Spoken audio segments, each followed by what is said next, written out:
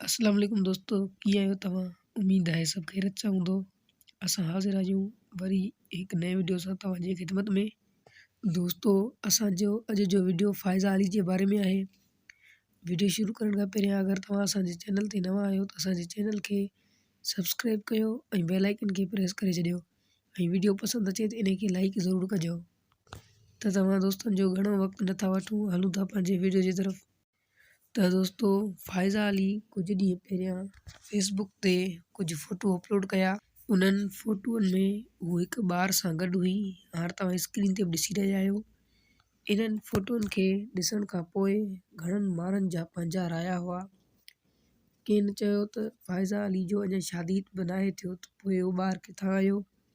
कंहिं चयो त बिना शादी जे ॿारु कीअं थो अची सघे। कंहिं चयो त हिन जो ॿारु कोन्हे, ॿिए कंहिंजो ॿारु आहे। त फ़ाइज़ा अली पंहिंजे इन्हनि पोस्टनि जे बारे में कुझु बि नाहे लिखियो त उन्हनि जे लाइ माण्हुनि जे ज़हननि में सवाल उथण पैदा थी विया त माण्हू हर को पंहिंजी ॻाल्हि कंदो हो। त हिन वीडियो में तव्हांखे ॿुधाईंदुसि त इहो फ़ाइज़ा अली जेको हिन छोकिरे सां गॾु आहे, इहो हिन जो पंहिंजो आहे या ॿिए जो आहे। त ॻाल्हि इहा आहे त फ़ाइज़ा अली अञा शादी नाहे कयो। फ़ाइज़ा अली जो हीउ पुटु कोन्हे, हीउ कंहिं ॿिए जो पुटु आहे।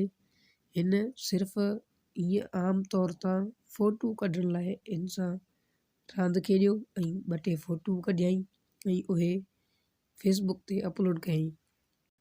तव्हां दोस्त, भेनरूं, भाइरा सभु जेके मूंखे ॿुधी रहिया आहिनि, उन्हनि खां हिकिड़ो अर्ज़ु आहे त ईअं न कंदा कयो, कंहिं ते अजाया इल्ज़ाम न हणो। फ़ाइज़ा अली खे केतिरी तकलीफ़ थी आहे इन ॻाल्हि मां, उहा केरु नथो ॼाणे सघे। ईअं कंहिं ते अहिड़ियूं ॻाल्हियूं न ठाहियो। महिरबानी करे जेकॾहिं तव्हांखे मुंहिंजो ॻाल्हि ग़लति लॻो हुजे, बुरो लॻो हुजे त उन लाइ आऊं माफ़ी थो घुरां। अॼु जो वीडियो असांजो हेसिताईं। इंशाअल्लाह मिलंदासीं हिकु नए वीडियो में तमामु जल्द। तेसिताईं पंहिंजो ख़्यालु रखियो ऐं असांखे दुआउनि में यादि रखो। ऐं वीडियो पसंदि अचे त इन खे लाइक ज़रूरु कजो ऐं हिन वीडियो जे लाइ पंहिंजा राया कमेंट ते ज़रूरु लिखिजो। माशाअल्लाह।